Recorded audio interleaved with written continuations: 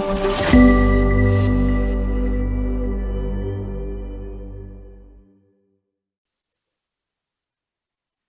right. And now, without missing a beat, we do want to move on to another incredible person we have with us today, our second keynote of the day. It is my distinct pleasure to welcome her, Kuppulakshmi, fondly known as Kupu.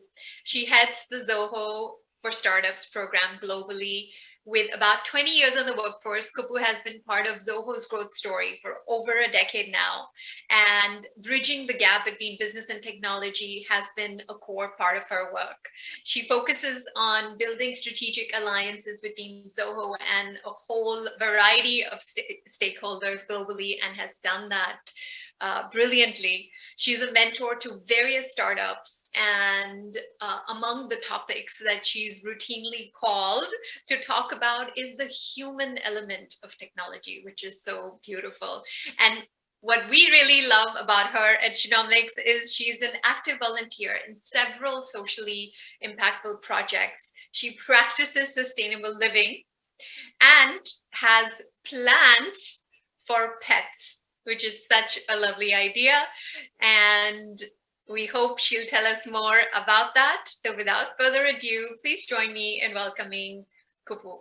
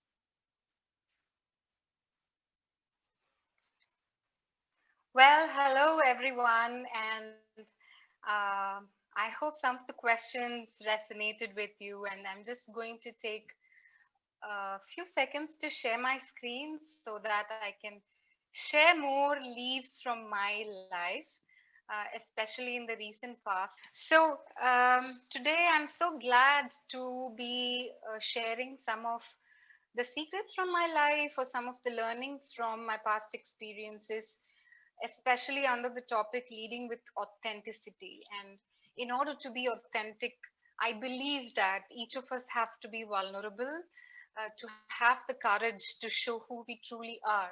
So some of the questions I showed you right now are something I sit with every day. Um, these are the very same questions on good days, wake me up, make me run towards my goal, give me all the energy to find my purpose in life. And these are the very same questions that some days, many days, prove to be my weakness, and I find myself lost. I find myself asking more questions instead of finding more answers. And I really don't know why I'm doing what I'm doing and who I really am. So, what gives me peace someday also gives me a lot of chaos. And over the past um, 30 years or so, I have realized that what gives me strength is my vulnerability. Most of the times, I can't help but show the world who I truly am. And I believe in putting my armor down in order to show up in my true, authentic self. So here I am putting all my armors down. I'm going to make mistakes. I'm going to mispronounce a few words.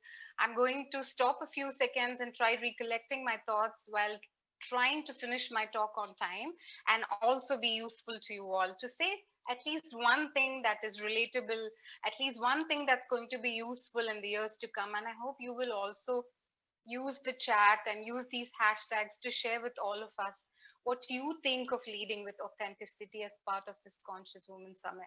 So, Bhavna and team, thank you so much for allowing me to give me an opportunity to let myself be seen. I'm a huge fan of Brené Brown, and I go back to reading one of her books called Dare to Lead, where she talks about several stories and experiments on how to show your true authentic self, how to be vulnerable, how to be yourself in a world where you're always confused to make this everyday choice.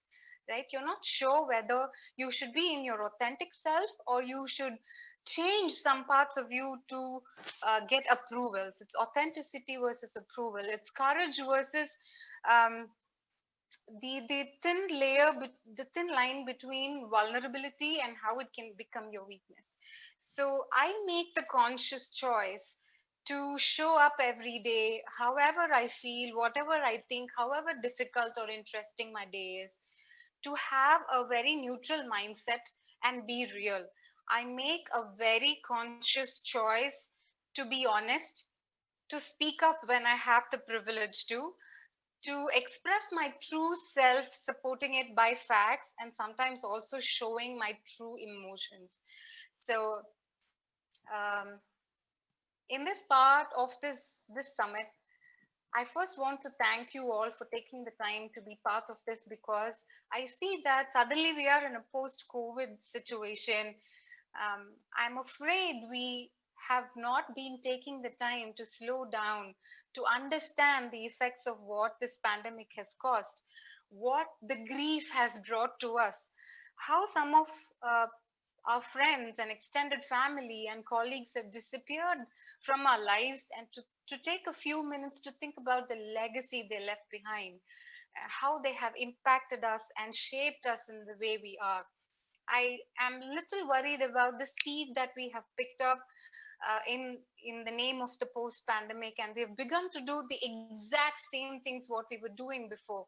So here is my chance to share with you all on how I lead with authenticity, how I make a conscious choice every day to slow down, to not do the same things what I have been doing all this while, not just for my own personal inner peace, but also to leave, to have my own dent that Bhavna and Amira have been talking about, to do my little contribution on helping in creating a world that's going to be sustainable, and in designing a future for the posterity the way they want the world to be.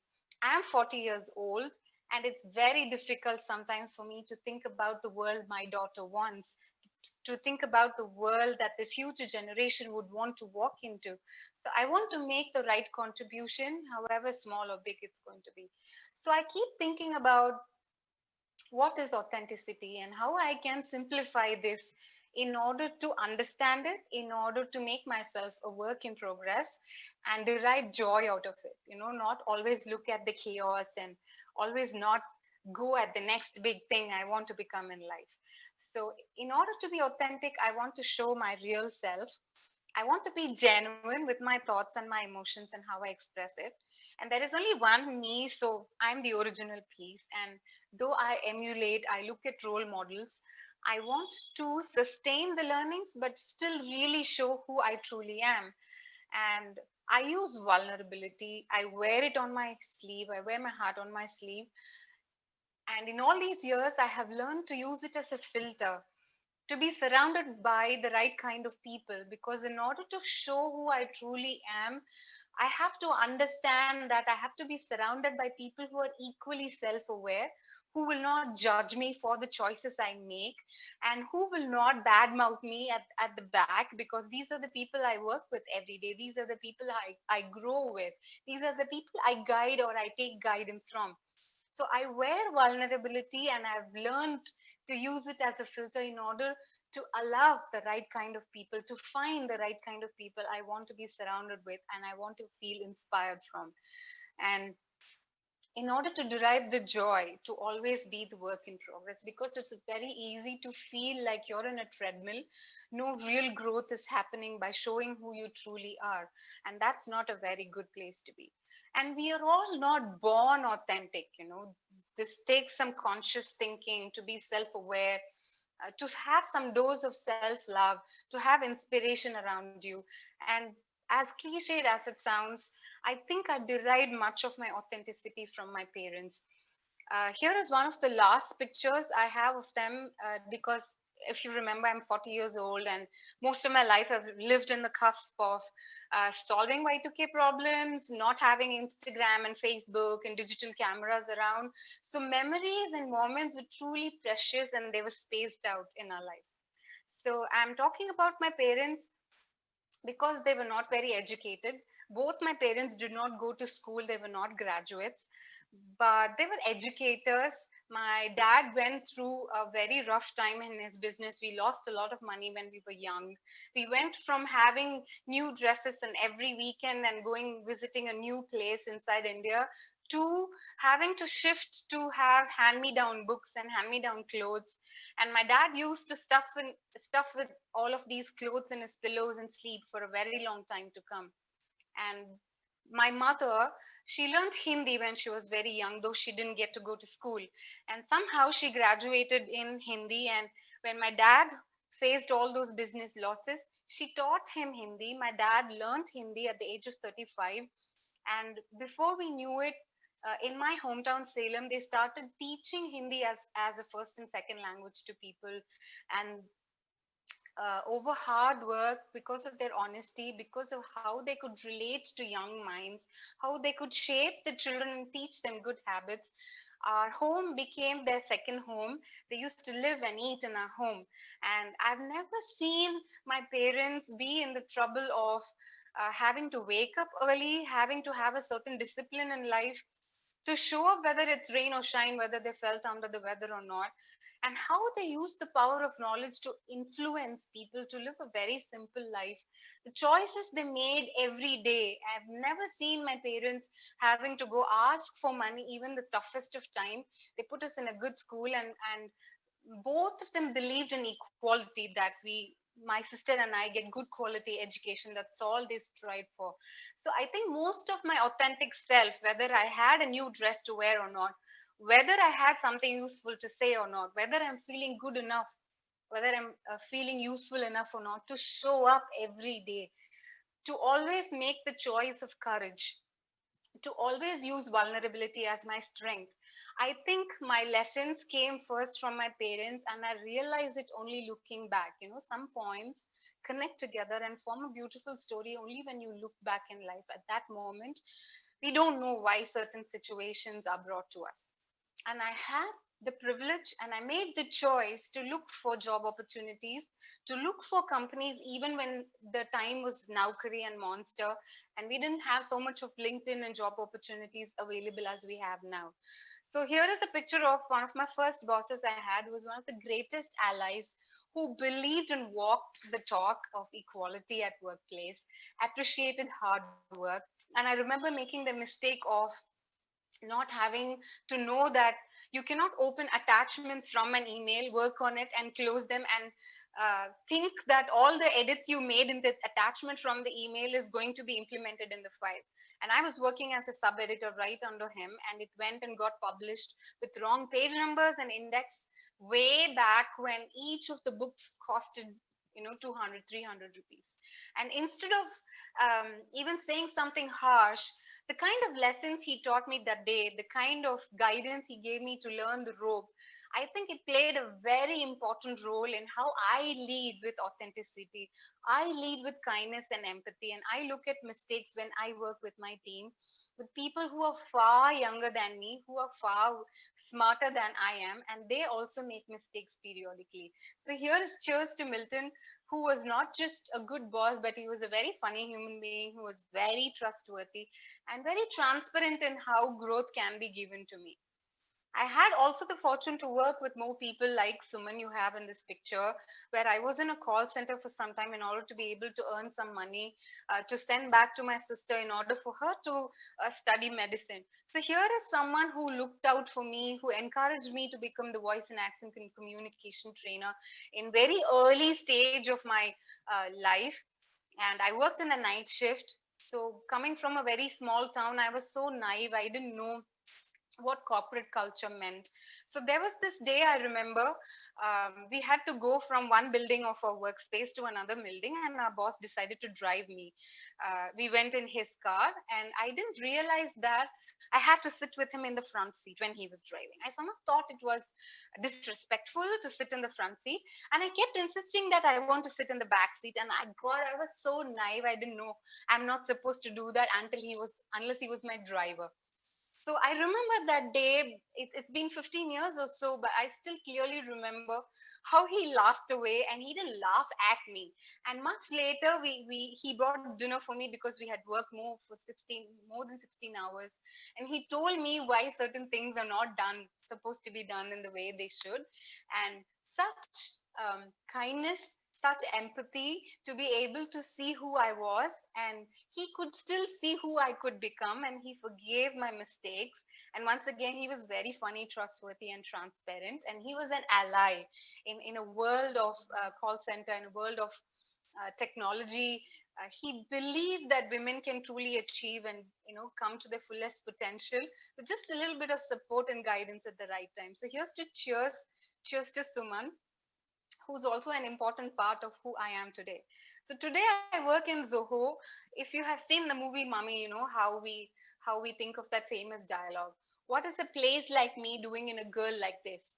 I was such a misfit in the world of technology, where from being a voice and accent trainer to teaching people on how to present, how to understand culture from across the world, to truly speak technology in the SaaS world. Here is Mr. Sridhar Vembu, who just walked in one day and said, yeah, training people is so easy. Why don't you pick one of the products? Try to be that albino mice, the lab rat, experiment it on you, come and ask stupid questions, and then see how our end customers truly feel using our technology. He pushed me to come out of my comfort zone, to try new areas where I think I realized only looking back that growth came at the cost of inconvenience. Oh my, every day. And the metamorphosis doesn't look as beautiful, isn't very convenient. You're going into a shell, you're asking 1,000 questions. You're worried if people are going to judge you, if you're worried if you're on a treadmill, whether you're truly growing.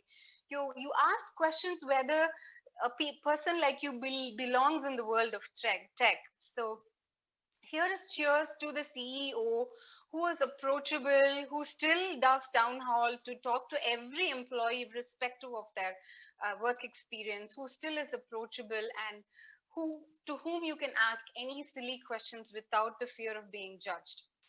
Right. So today, a lot of who I am has been defined by people who I allowed to be and who I was fortunate to be part of my life. And you can connect with me via any of these social media channels, and I would love to answer some of the questions and also be part of Sheanomics on the long run if I can be some more useful, and I can talk about a few more topics on emotional intelligence and many other role models outside of work that I can copy from, many life experiences I have learned from, like flunking my 12th grade math board exam and the only person to have failed in the entire school history, and how I overcame that failure, that fear of math today, to become a very confident person, and to overcome that 1 year of failure and not let that define me as a person, and how to use some of the empathy that my boss has used towards me to mirror that to people who make mistakes, who are far younger and inexperienced than I am. How to use self love as an anchor when there are bad days, to say that I'm not so bad. I don't have to be as successful as I thought I would be in this very year. And next year, when I look at myself, am I able to look back and say, was I so naive? Not bad. I have learned something new. I'm not the same person I was last year or the last year before that. And how to use vulnerability as a filter without sounding naive, without hurting yourself, without judging other people too much. How to befriend this only constant in life called change. So, all of this has led me to paths that I had never thought I would be before, to travel to countries to understand different people from different culture who use technology, and to be able to talk with confidence and substance about what my bad days teach me, how I let stress take over me, and I had patches of psychosomatic stress. Um, the manifestation of stress all over my body, not many weeks back. How I learned to trust people completely, the only way to do good work, and how to listen actively without wanting to respond first, but to actively listen and understand where they are coming from, to look beyond people and to look truly at the ideas that they're sharing, how to honestly seek feedback and look inward, and to be a work in progress always. So, I believe that leading with authenticity comes from a lot of this root, and emotional intelligence has played a very important role to understand. I'm going to skip through this slide. I'm afraid I've run out of time already, but I'm going to share a PDF version of this presentation for you to pick some good books, or to understand what are the basics of emotional intelligence and how it is connected with authenticity, in order to show my true self. Can I not be self aware? Without self awareness, without self love, if I have to identify people and let only selective people influence me, how will I identify if these people are low in emotional intelligence, how they're affecting me in a good way or a bad way, and what are the qualities that are present in people who are highly emotionally intelligent? And we women are blessed with a naturally high EQ meter. So, how to bring the best out of this emotional intelligence? And I'm going to leave you all with some of these quotes from Brené Brown's book called Dare to Lead that I go by every day. How to live big only by setting boundaries, how to do every part of your work with integrity and honesty, and how to give your knowledge, how to give your time, pass the baton on to the next generation with all of your heart, right? And this is something that stuck with me forever, especially from a technology space where people think data is everything, people think success is everything, settling down is everything. Because we are not thinking machines, because we are feeling machines that are also empowered with the ability to think and influence. And this is a quote from a neuroscientist, right? And every time there is comfort, and every time there's approval on one hand, how you can make a conscious choice of choosing courage over comfort to show your true self, and then look around to see who is left. And there is this something called Johari window, I'm sure you would have heard of, that you can constantly use these basic tools because you're truly evolving every now and then. So, the part that you show to everyone in order to receive feedback, the part that you keep secret, your blind spot that is known only to self, that is not known to others, that is the mask. The blind spot that is only known to the self, but also known to others, but you're not able to look at it.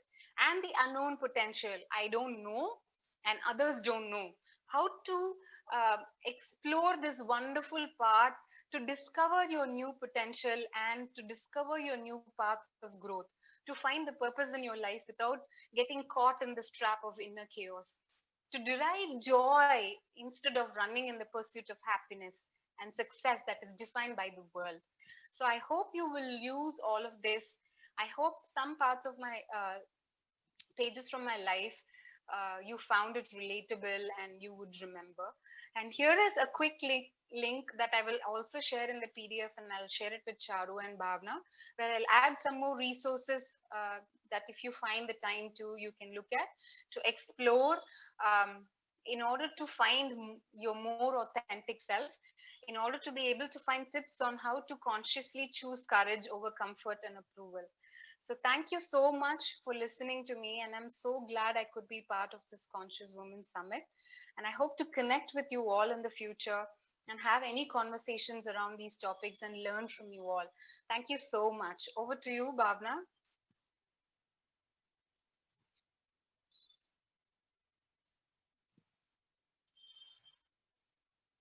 Kupu, thank you so much.